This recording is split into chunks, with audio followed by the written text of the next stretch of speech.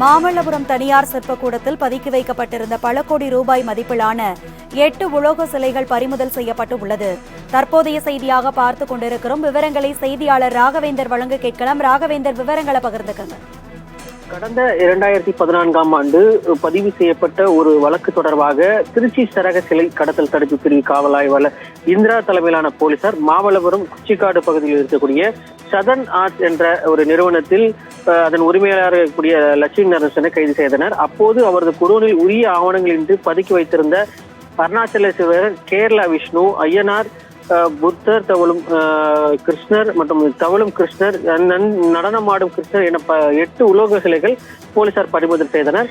பல கோடி ரூபாய் மதிப்பிலான இந்த சிலைகள் எங்கிருந்து கடத்தி கொண்டு வரப்பட்டது என விசாரணை நடைபெறுகிறது.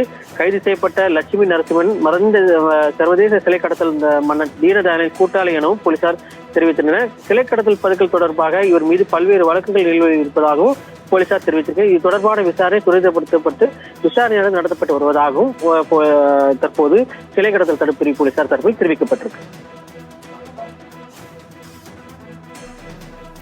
ராகவேந்தர், உங்களுடைய விவரங்களுக்கு நன்றி.